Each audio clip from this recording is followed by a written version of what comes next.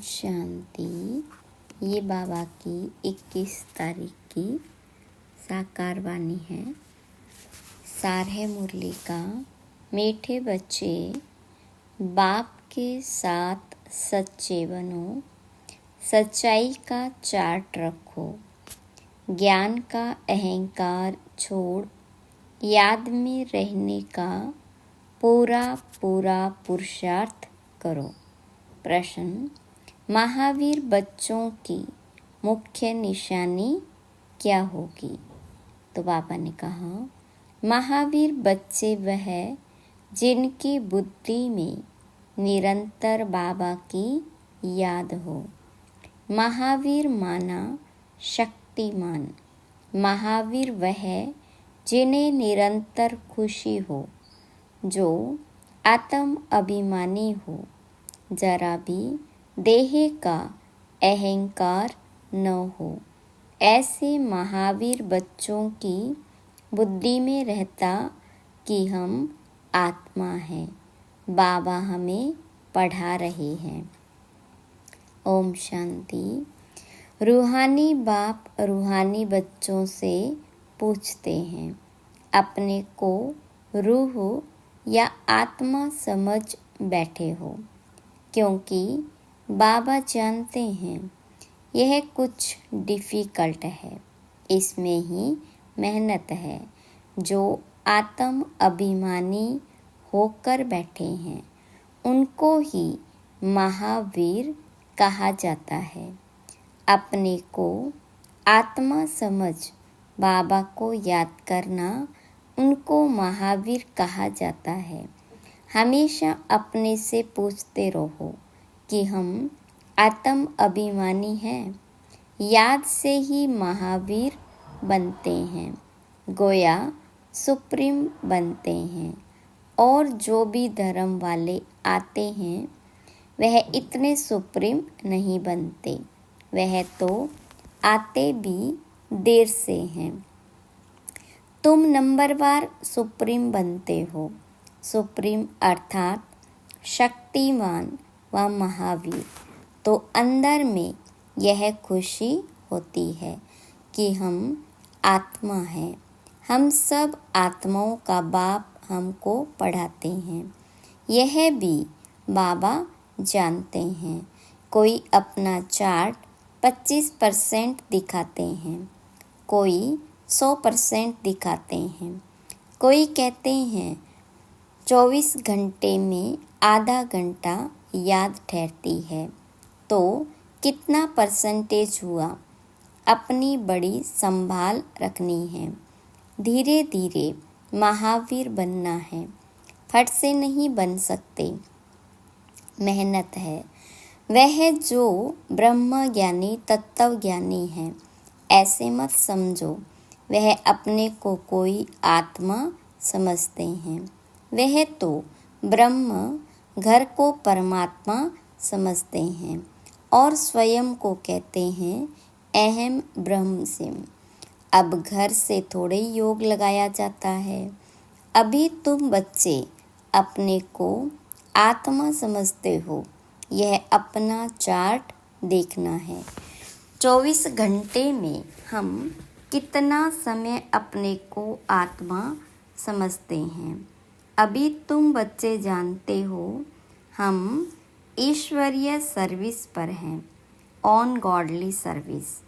यही सबको बताना है कि बाबा सिर्फ कहते हैं मन मना भव, अर्थात अपने को आत्मा समझ मुझे याद करो।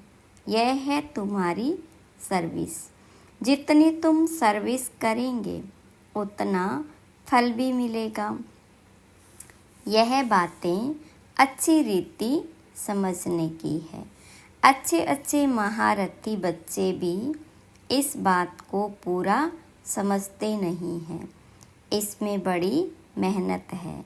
मेहनत बिगर फल थोड़े ही मिल सकता है। बाबा देखते हैं, कोई चार्ट बनाकर भेज देते हैं, कोई से तो चार्ट लिखना पहुँचता ही नहीं है। ज्ञान का अहंकार है।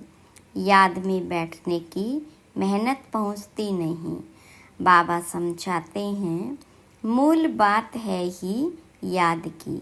अपने पर नज़र रखनी है कि हमारा चार्ट कैसा रहता है, वह नोट करना है। कई कहते हैं चार्ट लिखने की फुर्सत नहीं। मूल बात तो बाबा कहते, अपने को आत्मा समझ अलफ को याद करो। यहाँ जितना समय बैठते हो तो बीच बीच में अपने दिल से पूछो कि हम कितना समय याद में बैठे। यहाँ जब बैठते हो तो तुमको याद में ही रहना है और चक्र फिराओ तो भी हर्जा नहीं। हमको बाबा के पास ज़रूर जाना है, पवित्र सतो प्रदान होकर जाना है। इस बात को अच्छी रीति समझना है।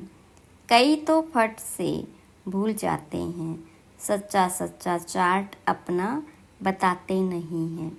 ऐसे बहुत महारथी है, सच तो कभी नहीं बताएंगे। आधा कल्प झूठ दुनिया चली है तो झूठ जैसे अंदर जम गया है।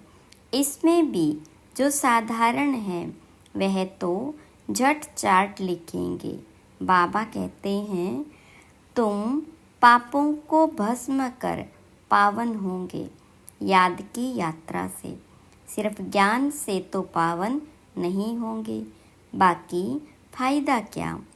पुकारते भी हो पावन बनने के लिए, उसके लिए चाहिए याद। हर एक को सच्चाई से अपना चार्ट बताना चाहिए।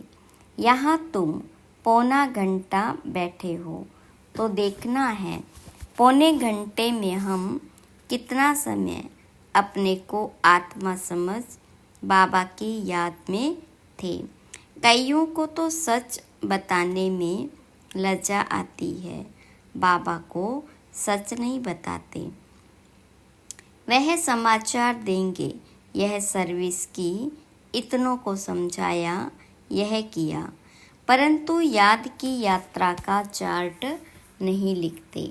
बाबा कहते, याद की यात्रा में न रहने के कारण ही तुम्हारा कोई को तीर नहीं लगता है। ज्ञान तलवार में जौहर नहीं बढ़ता है।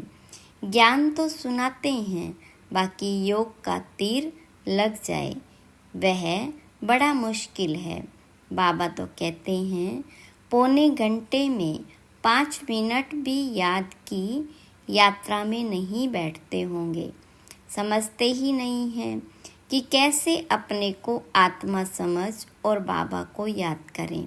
कई तो कहते हैं हम निरंतर याद में रहते हैं। बाबा कहते, यह अवस्था अभी हो नहीं सकती। अगर निरंतर याद करते फिर तो कर्मातीत अवस्था आ जाए, ज्ञान की पराकाष्ठा हो जाए। थोड़ा ही किसको समझाने से बहुत तीर लग जाए। मेहनत है ना। विश्व का मालिक कोई ऐसे थोड़े ही बन जाएंगे। माया तुम्हारी बुद्धि का योग कहाँ का कहाँ ले जाएगी। मित्र संबंधी आदि याद आते रहेंगे। किसको विलायत जाना होगा तो सब मित्र संबंधी स्टीमर, एरोप्लेन आदि ही याद आते रहेंगे। विलायत जाने की जो प्रैक्टिकल इच्छा है वह खींचती है। बुद्धि का योग बिल्कुल टूट जाता है और कोई तरफ बुद्धि न जाए, इसमें बड़ी मेहनत की बात है। सिर्फ एक बाबा की ही याद रहे, यह देह भी याद न आए। यह अवस्था तुम्हारी पिछाड़ी को होगी। दिन प्रतिदिन जितना याद की यात्रा को बढ़ाते रहे, इसमें तुम्हारा ही कल्याण है। जितना याद में रहेंगे उतना तुम्हारी कमाई होगी। अगर शरीर छूट गया फिर यह कमाई तो कर नहीं सकेंगे। जाकर छोटा बच्चा बनेंगे तो कमाई क्या कर सकेंगे। भल आत्मा यह संस्कार ले जाएगी, परंतु टीचर तो चाहिए ना। जो फिर स्मृति दिलाए। बाबा भी स्मृति दिलाते हैं ना, बाबा को याद करो, यह सिवाय तुम्हारे और कोई को पता नहीं है कि बाबा की याद से ही पावन बनेंगे। वह तो गंगा स्नान को ही ऊंच मानते हैं, इसलिए गंगा स्नान ही करते रहते हैं। बाबा तो इन सब बातों का अनुभवी है ना, इसने तो बहुत गुरु किए हैं। वह स्नान करने जाते हैं पानी का, यहाँ तुम्हारा स्नान होता है ज्ञान की यात्रा से। सिवाय बाबा की याद के तुम्हारी आत्मा पावन बन नहीं सकती। इनका नाम ही है योग, अर्थात याद की यात्रा। ज्ञान को स्नान नहीं समझना, योग का स्नान है। ज्ञान तो पढ़ाई है, योग का स्नान है जिससे पाप कटते हैं। ज्ञान और योग दो चीज़ें हैं। याद से ही जन्म जन्मांतर के पाप भस्म होते हैं। बाबा कहते, इस याद की यात्रा से ही तुम पावन बन सतो प्रधान बन जाएंगे। बाबा तो बहुत अच्छी रीति समझाते हैं। मीठे मीठे बच्चों, इन बातों को अच्छी रीति समझो, यह भूलो नहीं। याद की यात्रा से ही जन्म जन्मांतर के पाप कटेंगे। बाकी ज्ञान तो है कमाई। याद और पढ़ाई दोनों अलग चीज़ है। ज्ञान और विज्ञान, ज्ञान माना पढ़ाई, विज्ञान माना योग अथवा याद। किसको ऊंच रखेंगे, ज्ञान या योग? याद की यात्रा बहुत बड़ी है, इसमें ही मेहनत है। स्वर्ग में तो सब जाएंगे। सतयुग है स्वर्ग, त्रेता है सेमी स्वर्ग। वहाँ तो इस पढ़ाई अनुसार जाकर विराजमान होंगे। बाकी मुख्य है योग की बात। प्रदर्शनी व म्यूजियम आदि में भी तुम ज्ञान समझाते हो, योग थोड़े समझा सकेंगे। सिर्फ इतना कहेंगे, अपने को आत्मा समझ बाबा को याद करो। बाकी ज्ञान तो बहुत देते हो। बाबा कहते, पहले पहले बात ही यह बताओ कि अपने को आत्मा समझ बाबा को याद करो। इस ज्ञान देने के लिए ही तुम इतने चित्र आदि बनाते हो। योग के लिए कोई चित्र की दरकार नहीं है। चित्र सब ज्ञान की समझाने के लिए बनाए जाते हैं। अपने को आत्मा समझने से देह का अहंकार बिल्कुल टूट जाता है। ज्ञान में तो जरूर मुख चाहिए वर्णन करने के लिए। योग की तो एक ही बात है, अपने को आत्मा समझ बाबा को याद करना है। पढ़ाई में तो देह की दरकार है। शरीर बिगर कैसे पढ़ेंगे व पढ़ाएंगे। पतित पावन बाप है तो उनके साथ योग लगाना पड़े ना, परंतु कोई जानते नहीं है। बाबा खुद आकर सिखलाते हैं। मनुष्य को कभी सिखला न सके। बाबा ही कहते हैं, मुझे याद करो। इसको कहा जाता है परमात्मा का ज्ञान। परमात्मा ही ज्ञान का सागर है। यह बड़ी समझने की बातें हैं। सबको यही बोलो कि बेहद के बाप को याद करो। वह बाबा नई दुनिया स्थापन करते हैं। वह समझते ही नहीं कि नई दुनिया स्थापन होनी है। जो भगवान को याद करे, ध्यान में भी नहीं है तो ख्याल करे ही क्यों, यह भी तुम जानते हो। परमपिता परमात्मा शिव भगवान एक ही है। कहते भी हैं ब्रह्मा देवताए नमः, फिर पिछाड़ी में कहते हैं शिव परमात्माए नमः। वह बाप है ही ऊंचते ऊंच, परंतु वह क्या है यह भी नहीं समझते। अगर पत्थर ठीकर में है फिर नमः काहे की, अर्थ रहित बोलते रहते हैं। यहाँ तो तुमको आवाज़ से परे जाना है, अर्थात निर्वाण धाम, शांति धाम में जाना है। शांति धाम सुख धाम कहा जाता है, वह है स्वर्ग धाम। नरक को धाम नहीं कहेंगे, अक्षर बड़े सहज है। क्राइस्ट का धर्म कहाँ तक चलेगा, यह भी उन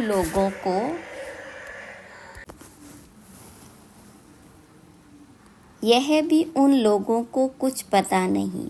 कहते भी हैं क्राइस्ट से 3000 वर्ष पहले पैराडाइज था, अर्थात देवी देवताओं का राज्य था। तो फिर 2000 वर्ष क्रिश्चियन का हुआ, अब फिर देवता धर्म होना चाहिए ना।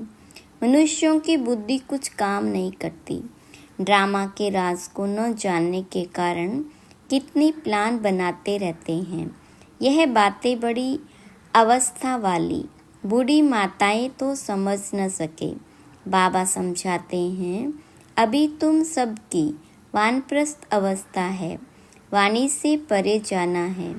वह भल कहते हैं, निर्वाण धाम गया परंतु जाता कोई नहीं। पुनर्जन्म फिर भी लेते जरूर हैं, वापिस कोई भी जाता नहीं। वानप्रस्थ में जाने के लिए गुरु का संग करते हैं। बहुत वानप्रस्थ आश्रम है, माताएं भी बहुत है, वहाँ भी तुम सर्विस कर सकते हो। वानप्रस्थ का अर्थ क्या है, तुमको बाबा बैठ समझाते हैं। अभी तुम सब वानप्रस्थी हो, सारी दुनिया वानप्रस्थी है। जो भी मनुष्य मात्र देखते हो, सब वानप्रस्थी है। सर्व का सद्गति दाता एक ही सतगुरु है, सबको जाना ही है। जो अच्छी रीति पुरुषार्थ करते हैं, वे अपना ऊंच पद पाते हैं। इसको कहा ही जाता है कयामत का समय। क़यामत के अर्थ को भी वह लोग समझते नहीं हैं। तुम बच्चों में भी नंबरवार समझते हैं। बड़ी ऊंच मंजिल है, सबको समझना है। अभी हमको घर जाना जरूर है, आत्माओं को वाणी से परे जाना है। फिर पाठ रिपीट करेंगे, परंतु बाबा को याद करते करते जाएंगे तो ऊंच पद पाएंगे। दैवी गुण भी धारण करने हैं। कोई गंदा काम, चोरी आदि नहीं करना चाहिए। तुम पुण्य आत्मा बनेंगे ही योग से, ज्ञान से नहीं। आत्मा पवित्र चाहिए। शांति धाम में पवित्र आत्माएं ही जा सकती है। सब आत्माएं वहाँ रहती है, अभी आती रहती है। अब बाकी जो भी होगी वह यहाँ आती रहेगी। तो बच्चों को याद की यात्रा में बहुत रहना है। यहाँ तुमको मदद अच्छी मिलेगी, एक दो का बल मिलता है ना। तुम थोड़े बच्चों की ही ताकत काम करती है। गोवर्धन पहाड़ दिखाते हैं ना, अंगुली पर उठाया। गोप गोपियाँ हो, सतयुगी देवी देवताओं को गोप गोपियाँ नहीं कहा जाता। अंगुली तुम देते हो, आयरन एजेड को गोल्डन एजेड व नरक को स्वर्ग बनाने के लिए तुम एक बाबा के साथ बुद्धि का योग लगाते हो। योग से ही पवित्र होना है, इन बातों को भूलना नहीं है। यह ताकत तुमको यहाँ मिलती है। बाहर में तो आसुरी मनुष्यों का संग रहता है, वहाँ याद में रहना बड़ा मुश्किल है। इतना अडोल वहाँ तुम रह नहीं सकेंगे। संगठन चाहिए ना। यहाँ सब एक रस इकट्ठे बैठते हैं तो मदद मिलेगी।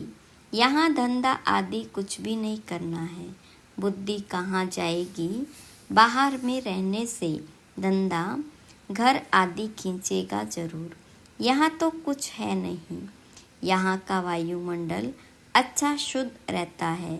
ड्रामा अनुसार कितना दूर पहाड़ी पर आकर तुम बैठे हो। यादगार भी सामने एक्यूरेट खड़ा है। ऊपर में स्वर्ग दिखाया है, नहीं तो कहाँ बनावे। तो बाबा कहते, यहाँ आकर बैठते हो तो अपनी जांच रखो, हम बाबा की याद में बैठते हैं। स्वदर्शन चक्र भी फिरता रहे। अच्छा, मीठे मीठे सिखिलदे बच्चों प्रति माता पिता बाप दादा का याद प्यार और गुड मॉर्निंग। रूहानी बाप की रूहानी बच्चों को नमस्ते। रूहानी बच्चों की रूहानी बाप दादा को याद प्यार गुड मॉर्निंग और नमस्ते। धारणा के लिए मुख्य सार है। पहली पॉइंट, अपने याद के चार्ट पर पूरी नज़र रखनी है। देखना है हम बाबा को कितना समय याद करते हैं। याद के समय बुद्धि कहाँ कहाँ भटकती है। दूसरी पॉइंट, इस कयामत के समय में वाणी से परे जाने का पुरुषार्थ करना है। बाबा की याद के साथ दैवी गुण भी जरूर धारण करने हैं। कोई गंदा काम, चोरी आदि नहीं करना है। वरदान, व्यर्थ व डिस्टर्ब करने वाले बोल से मुक्त डबल लाइट अव्यक्त फरिश्ता भव। विस्तार है। अव्यक्त फरिश्ता बनना है तो व्यर्थ बोल जो किसी को भी अच्छे नहीं लगते हैं उन्हें सदा के लिए समाप्त करो। बात होती है 2 शब्दों की, लेकिन उसे लंबा करके बोलते रहना यह भी व्यर्थ है। जो 4 शब्दों में काम हो सकता है वो 12-15 शब्दों में नहीं बोलो। कम बोलो, धीरे बोलो, मीठा बोलो। यह स्लोगन गले में डालकर रखो। व्यर्थ व डिस्टर्ब करने वाले बोल से मुक्त बनो तो अव्यक्त फरिश्ता बनने में बहुत मदद मिलेगी। स्लोगन, जो स्वयं को परमात्म प्यार के पीछे कुर्बान करते हैं सफलता उनके गले की माला बन जाती है। अच्छा, ओम शांति।